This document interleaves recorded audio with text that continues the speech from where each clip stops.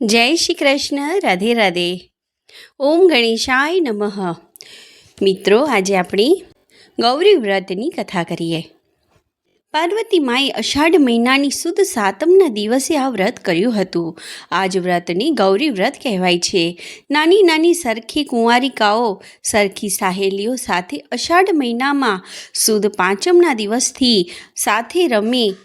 સાથે જમે અને સાંજે ગામના પાદરે જઈ ખેતરાઓ માટી લાવે, પછી ઘેર આવી માટી ટોપલીમાં કે છાબડીમાં નાખી તેમાં છાણિયું ખાતર નાખે અને પછી તુવેર, ચોખા, તલ, જુવાર, ઘઉં, જવ, ડાંગર વગેરે 7 ધાન વાવે। પછી વાવીને તે છાબડીઓને પાટલા ઉપર મૂકે અને ઘીનો દીવો કરી કંકુ ચોખા ફૂલોથી તેને વધાવે અને પગે લાગે।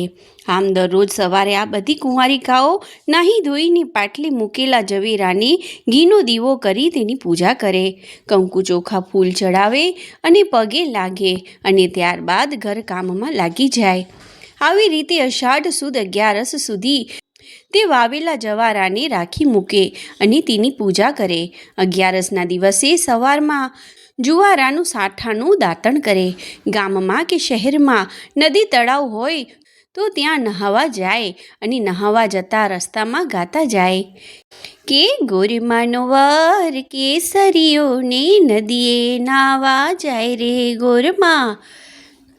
આવા બીજા ઘણાય ગીતો ગાતા ગાતા નદી તળાવથી નાહીને ઘરે પાછા આવીને ઝવેરાની પૂજા કરે, ઘીનો દીવો કરે, કંકુ ચોખા ફૂલ ચડાવે, પગે લાગે। આ દિવસે આ વ્રત કરનારી કુંવારિકાઓ આ દિવસે એકવાર જમે, જાગરણ કરે, ગરબા રમે, ભજન કરે અને એમ જાગરણ કરી બીજા દિવસે સવારે નાહી ધોઈ ઝવેરાની પૂજા કરી તેને નદી કે તળાવમાં જઈને પધરાવે અને ઘેર આવીને ઉપવાસ છોડે, પારણા કરે। આ વ્રત કરનારી કુંવારિકાઓ વ્રતના 5 દિવસ એકવાર મોડું ખાય છે। અખંડ સૌભાગ્યની પ્રાપ્તિ માટે તેમજ સંતતિ, સંપત્તિ અને પ્રભુની પ્રાપ્તિ માટે આ વ્રત કરવામાં આવે છે। આ વ્રતના દિવસે પાર્વતીજીના પૂજનનો મહિમા મોટો છે, કારણ કે દક્ષ પુત્રી ઉમાનું લગ્ન શંકર સાથે કર્યા પછી દક્ષ કન્યાદાન કરી કૃતાર્થ બને છે। સતીની સાથે શંકર કૈલાશ પર બિરાજે છે। એક દિવસ દંડકારણ્યમાં ભવાનીએ સીતાનું રૂપ ધારણ કર્યું। તેમણે મનમાં વિચાર્યું કે સદાશિવ રામનું સ્મરણ કરે છે, શ્રી રામ જો ભગવાન વિષ્ણુ હશે તો મારું કપટ જાણી જશે, નહીંતર મને સીતા જ સમજશે। સતીએ સીતા સ્વરૂપે શ્રી રામ સમીપે જઈ વંદન કર્યા। રામે નમન કરીને કહ્યું, નંદી પર બિરાજમાન શિવજી ક્યાં છે? આપ એકલા જ દંડકારણ્યમાં વિચરણ કરી રહ્યા છો।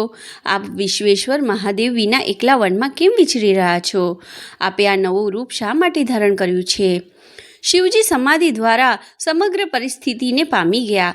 સતીને પૂછવામાં આવ્યું ત્યારે ચતુર બાપની ચતુર કન્યાએ રહસ્ય છુપાવ્યું। સતીએ મૌન સેવ્યું। નારીનો ધર્મ છે કે એકલા ન ફરવો અને પતિથી કોઈ વાત છુપાવવી નહીં। વહેમનું કોઈ ઓસડ નથી। જીવનના સંબંધો સુંદર બનાવવા હોય તો પતિ પત્નીએ પરસ્પર ક્યારેક દંભ ન કરવો, એકબીજાને છેતરવા કોશિશ ન કરવી। પરિણામ એ આવ્યું કે શિવજીએ સતીનો સ્વીકાર કર્યો નહીં। સીતા માતા તો સાક્ષાત જગદંબા કહેવાય। સતીએ એમનું સ્વરૂપ ધારણ કરીને મોટી ભૂલ કરી હતી। હવે સતીનો સ્પર્શ પણ ન કરી શકાય। શિવજીનું દાંપત્ય તૂટ્યું। વાત એમ બની હતી કે શિવજીને દંડકારણ્યમાં શ્રીરામ લક્ષ્મણના દર્શન કરવાની ઈચ્છા થઈ। શ્રીરામ હે સીતે ઉચ્ચ સ્વરે પુકારતા હતા। એમના મુખ પર વિરહ વેદના હતી અને તેઓ માનુષી ભાવ દર્શાવતા વિહવળ બન્યા હતા। શિવજીએ જાણી લીધું કે હું શ્રીરામ સમક્ષ જઈશ અને વંદન કરીશ તો તેમની ચરિત્ર લીલા ઉગાડી પડી જશે। આથી શિવજી દૂરથી વંદન કરી બોલ્યા, જય સચ્ચિદાનંદ। આ પ્રકારે શિવજીને પ્રાર્થના કરી પુલકિત થયેલા જોઈ સતીને આશ્ચર્ય થયું। હે ત્રિલોક સ્વામી, આપે કોને પ્રણામ કર્યા? આપ સ્વયં દેવાદિદેવ વિશ્વેશ્વર મહાદેવ છો, છતાં સ્તુતિ કરીને કોને શિર નમાવ્યું? દેવી, આશ્રમમાં આપણે કુંભજ ઋષિના મુખેથી જે રામકથા સાંભળી હતી તે વિષ્ણુ નારાયણના અવતાર ભગવાન શ્રી રામચંદ્રજીના મેં દર્શન કર્યા। શિવજીએ કહ્યું, સતીને આ વાત પર વિશ્વાસ ન આવ્યો. સતીના મનનું સમાધાન ન થયું. આથી મહેશ્વરે કહ્યું, સતી, જો તમને વિશ્વાસ ન આવતો હોય તો તમે રામ લક્ષ્મણની પાસે જઈ બુદ્ધિ ચાતુર્યથી શ્રીરામની પરીક્ષા કરો. હું પેલા ઘેંઘુર વટ વૃક્ષ પછવાડે તમારી રાહ જોઉં છું.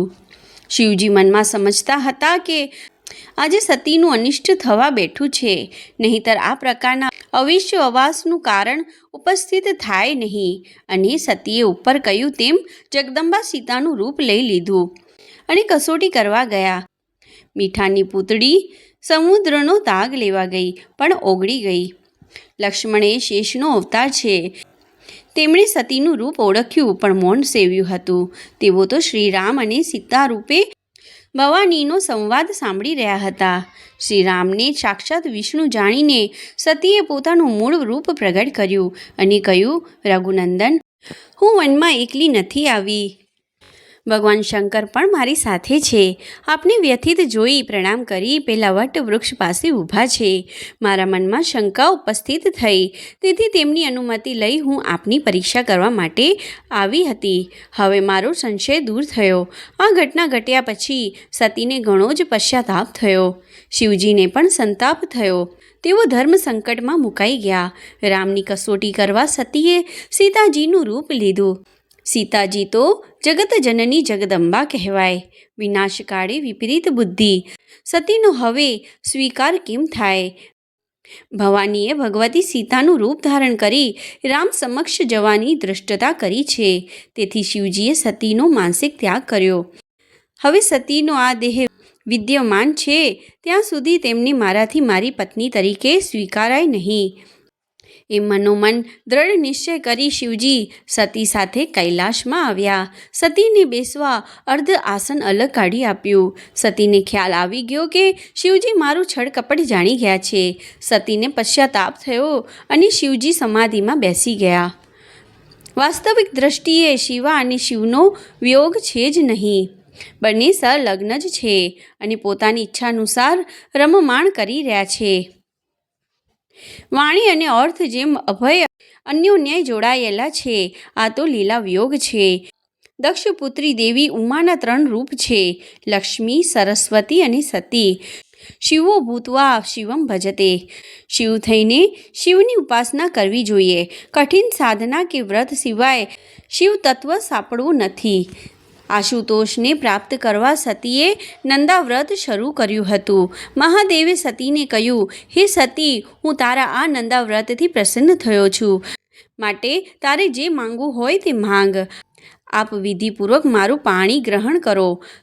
સતીએ નંદાવ્રત પરિપૂર્ણ કર્યું હતું અને શંકરને પ્રસન્ન કર્યા હતા.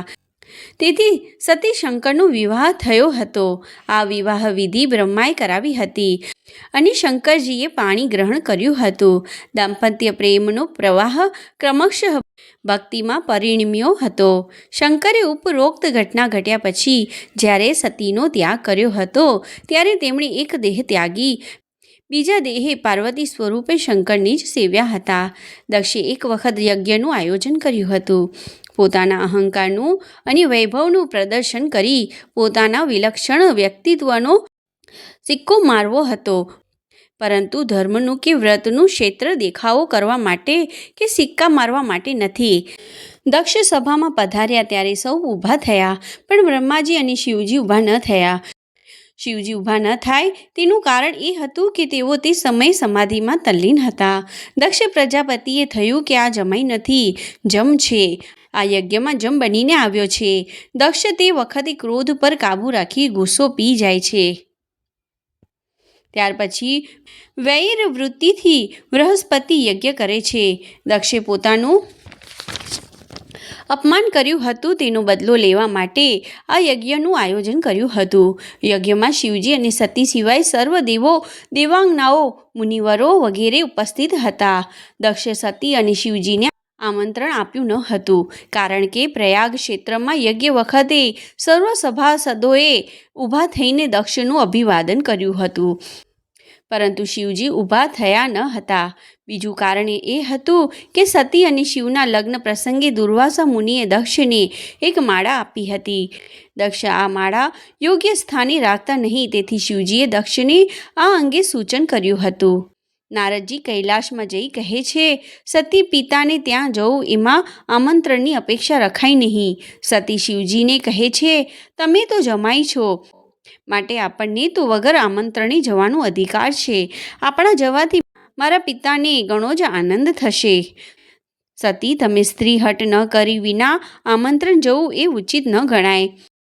પિતાને ત્યાં મહાયજ્ઞ હોય અને જો હું ન જાઉં તો મારી પિયર વાટ ટળી જાય. મને અનુમતિ આપો તો હું જાઉં.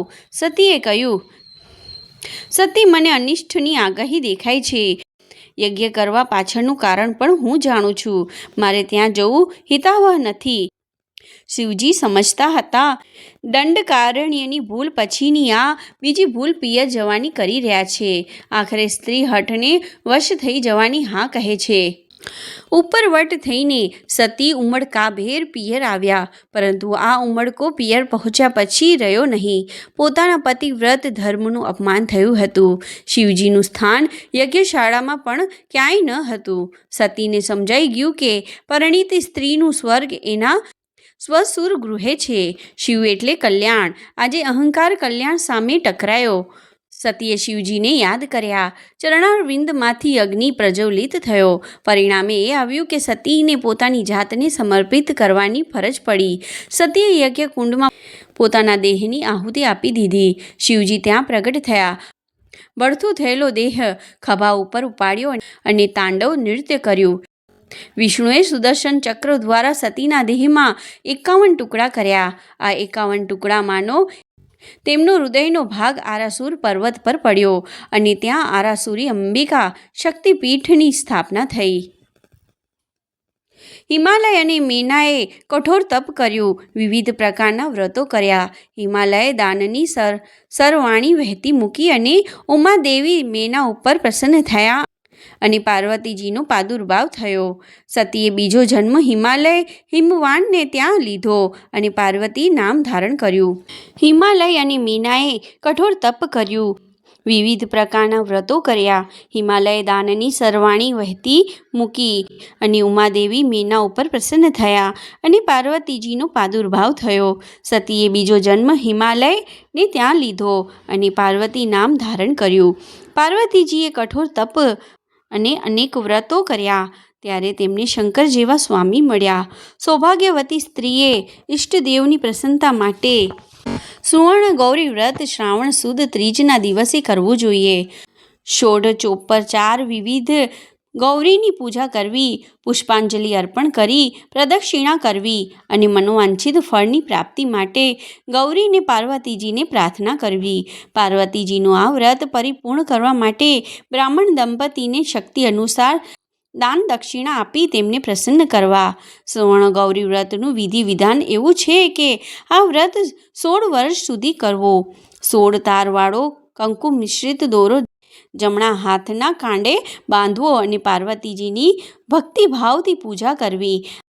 આ સુવર્ણ ગૌરી વ્રત મહિમાવતું ગણાય છે. જય શ્રી કૃષ્ણ. રાધે રાધે. બોલો પાર્વતી માત કી જય. બોલો ઓમ ગણેશાય નમઃ. બોલો ગજાનંદ મહારાજ કી જય. જય શ્રી કૃષ્ણ. રાધે રાધે.